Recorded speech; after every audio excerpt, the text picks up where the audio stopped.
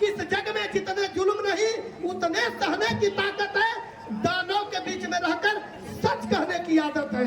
सागर से भी कह रहा हूँ, सागर से भी कह रहा हूँ, तुम कितने कंकड़ फेंकोगे में हमारे किसान फसल काटने के लिए तरसते थे। जब जगदा बाबू को पावर आया तो जगदा बाबू ने हर तरह से किसानों को सुविधा देने का काम किया और आज रामगढ़ के किसान 3 फसल काटने का काम करते हैं। मेरे साथियों, मैं वीआईपी के लोगों से कहना चाहता हूं, मैं अपने निषाद वंशियों से कहना चाहता हूं, यह निषाद वंशियों, आज हमारे आदरणीय नेता माननीय मुकेश सहनी के साथ जो लोगों ने दुर्व्यवहार किया है आप लोगों से छिपा नहीं है।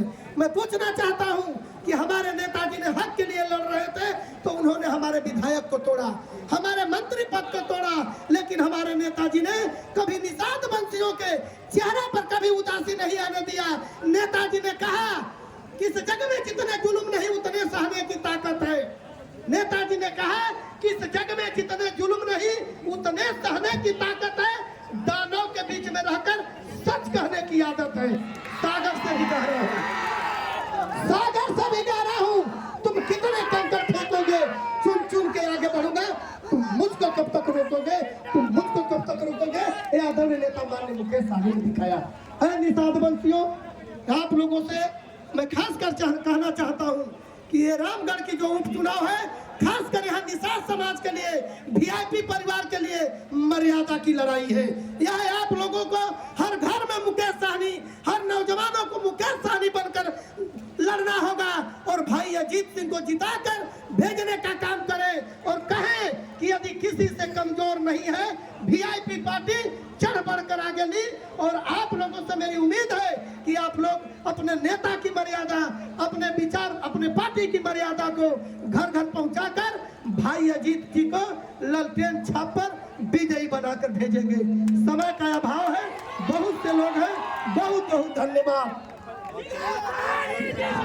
बहुत बहुत धन्यवाद। इसी कड़ी में हम सबों के नेता है आदरणीय संजय तिवारी, मुन्ना तिवारी बक्सर विधानसभा में नहीं है।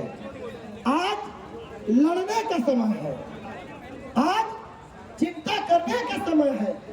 आज जो हमारे देश में हम लोगों के बीच में जो मानव के बीच में नफरत की दीवार खड़ी की जा रही है, उस पर चिंतन करने का समय आ गया है। मेरे साथियों, मैं पूछना चाहता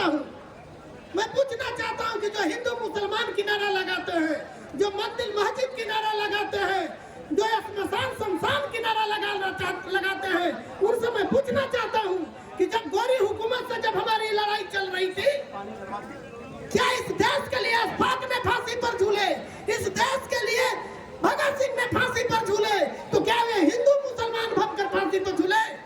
मैं पूछना चाहता हूँ लोगों से। मेरे साथियों, जब देश की लड़ाई चल रही थी, देश के अंग्रेजों से लड़ाई चल रही थी, उस समय हमारे देश के नौजवानों ने देश के लोगों के लिए अपनी कुर्बानी दी थी। तो इन जो गलत विचारधाराओं के लोगों ने, इन लोगों ने तिरंगा को जलाने का काम किया। ये लोग कभी तिरंगा नहीं फहराए। हमारी लड़ाई आजादी की थी तो इनकी लड़ाई नफरत की दीवार की खड़ा थी। जिनको ये लोग मान रहे हैं, उन लोगों को काला पानी का सजा हुआ था और उन्होंने अंग्रेजों से माफी मांगकर कहा कि हमारी काला पानी का सजा माफ कीजिए, मैं आपका गुलामी करूंगा, मैं आपका दलाली करूंगा। और उनके लिए इन लोगों ने कहते हैं, और आज सबसे बड़ा यदि देशभक्ति का तगमा पहनकर घूम रहे हैं, तो इन लोगों से पूछा जा